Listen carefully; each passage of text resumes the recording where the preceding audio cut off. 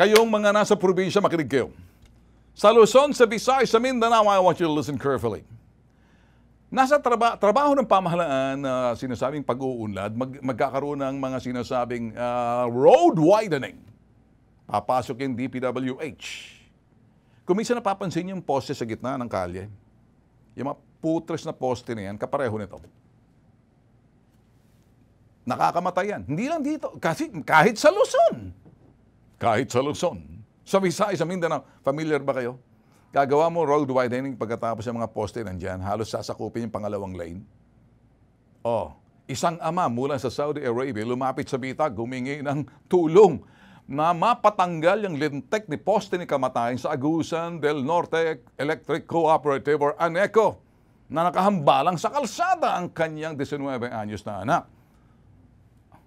Huling biktima ng lintek na poste ni kamatayan, namatay. Nagtuturoan ngayon ng DPWH at ANECO kung sino ang magtatanggal ng poste. Kaya siguro, ganda siguro. Sige, panoorin. Albert, simple lang. Sa sumbong mo ito, ako'y nakikiramay sa iyo, no? Ng pagkamatay ng anak mo, dyan sa lintik na poste ni kamatayan, dyan sa Butuan. Yan nakikita namin ngayon. Ano pong aking matutulong po sa inyo? Ang sa akin lang po, Sir Ben, sana po alis na po yung poste sa lalong madaling panahon para wala na pong buhay na masawi pa dahil sa poste na yan. Napakasakit po para sa akin na mawalan ng isang anak. Okay. Dahil lang po sa poste na yan. I feel the pain. Kaya ako'y nakikiramay at nabubwisit din. Itong poste na po to, malamang nag-road widening po sila. Kung sino man ang kaninong poste man to na nag-road widening na, kung sino man yung electric company na nagsisilbi na parang yun ang kanilang provider ng elektrisidad, dapat nakita to. Una sa lahat, sir. Actually, marami yan, sir. Kang may-ari niyan is isang yung electric cooperative dito sa Butuan City. Okay. Yung Agusan del Norte Electric Cooperative. Okay. Saka hindi nila mailabas, sir, dahil magpabayad sila. Man kasama sa budget ng project, yung bayad ng poste. At saka pinasubmit na namin yung mga list ng mga number of poste na may lipat doon sa National Electrification Administration na siya ang in charge doon na mag-estimate kung magkano ang babayaran para mailipat yung poste. Kaya it is now between the ANECO, the Electric Cooperative, and the NIA. Yun na ang magbabayad niyan, yung NIA. Sino po ang magre-relocate ng poste? Kayo, yung National Electrification Administration, or yung kooperatiba, Electric Cooperative? Yung Electric Cooperative, sir, ang mag-relocate. Sa amin lang, sir, kung yan ay poste pag-aari po ninyo, tama, sir? Yes po, yes po. Okay. Wala po ba kayong gagawin na may susunod na mamamatay dahil sa lintek na mga poste ninyo yan? Or gagawa kayo ng hakbang, makikipag-usap kayo ngayon kung sa DPWH, sa NEA. Kung sakaling hindi nyo po alam, mabahala na po kayo kasi baka marami pong mamamatay dyan. Siguro para sa akin, sir, hindi po ako sanay doon sa nagpapaliwanag, nagbibigay ng dahilan kung bakit hindi lang nagawa. Ang gusto ko pong makarating sa iyo, ikaw, ngayon kausap ko, makipag-ugnayan ka sa NEA, makipag-ugnayan ka sa DPWH. May certificate of course estimate na inisyo ni National Electrification papuntang DPWH para i-download ni DPWH yung bayad sa amin. Sir, kayo po ang babayaran. Yes po. Kayo po ang may-ari ng poste, hindi po ba? Yes po.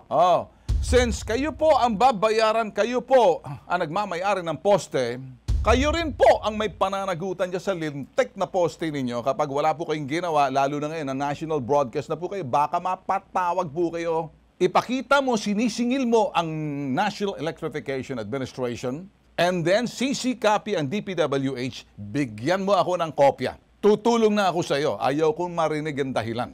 Nakikinig sa atin yung ama ng biktima ng namatay sa lintek na poste ninyo. Ang sa akin lang po na sana maalis na po yung poste sa lalong madaling panahon. boss. Yan lang po kami ng sir. Mga siguro, mga isang buwan lang po. Okay, sir. I-repeat namin yan. Sige. Habang kayo'y isang buwan, maglagay na po kayo ng signage po dyan, mag-ingat na sa gabi, dapat nakikita, maglagay kayo ng reflectorized sticker dyan na para maiwasan, sir. Hindi puti. Nag-uusap na tayo, ano? Kapag may kasunod po rito, lilipad ako po dyan, sir. Ay, naku, mag-uusap tayo. Hindi mo magugustuhan.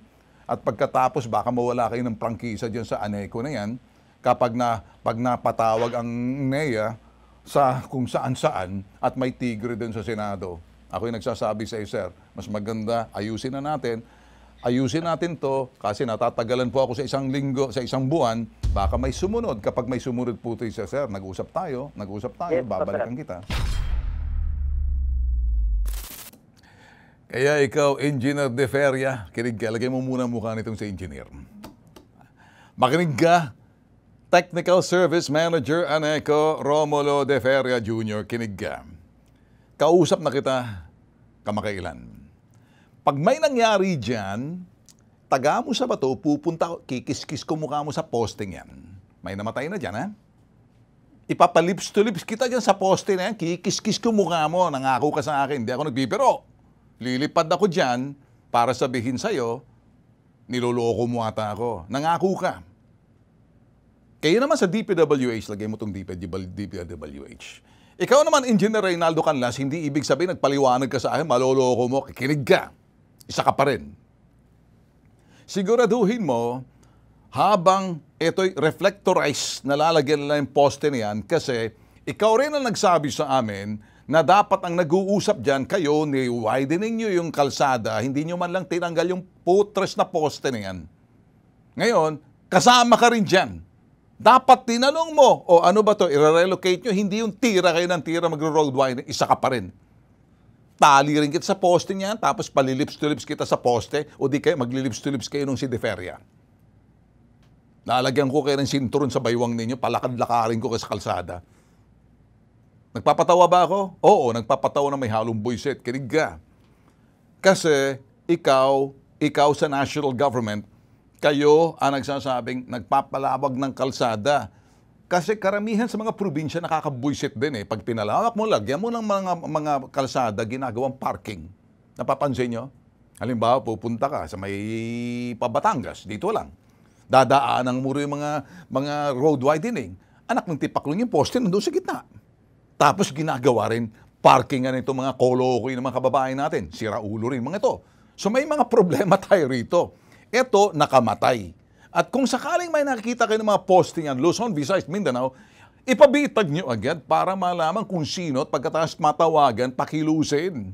Kasi kapag wala pong nagre-report, pag wala pong nagsasabi, wala pong mabibisto. Wala pong mabibisto. Walang may sasampang kaso. Kaya, balik natin si De Feria. Makinig ka, Romulo De Feria. Pakinggan mo na maiging aking sasabihin, read my lips. Nangako ka, 30 days, 30 days, 30 days. Ngayon, dik-dik mo sa kote mo, kikita kayo ng pera dyan sa pag-relocate ng poste sa gitna. Pakita natin yung lintik na poste ninyong putres na posting yan. Ilagay nyo sa may gilid. Okay, balik mo mukha ni De Feria. Makinig ka. Ngayon, sa bawat posting i-relocate ninyo, singilin nyo ang National Electrification Administration dahil sila magbabayad sa inyo. Sabi ng DPWH, kapag hindi kayong tatlo, pag-uuntog-pompyang-pompyang yung mga ulo ninyong pareho. Sana nanonood sa atin ang Department of Public Highways. Ganon din dito sa mga National Electrification Administration. Huwag nyo kaming pinagluluho rito. Totohanan tong mga sinasabi namin, hindi ako nagbibiro. Ganito kabagsik, mapapanood nyo ang Bitag Live. So, diretsahan tayo rito.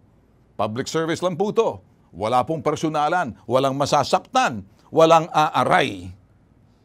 Kung kayo'y tatamaan, ang dapat yung sabihin, kikilos na po agad kami. Na kami po'y nagkamali. Aaminin po namin, tutuwirin namin. Hindi yung nanangatuwiran tulad nito, nangatuwiran pa sa akin, anak ka ng tipaklong. Pag nangangatuwiran pa naman, lalo kong ginaganahan na sinosopla eh.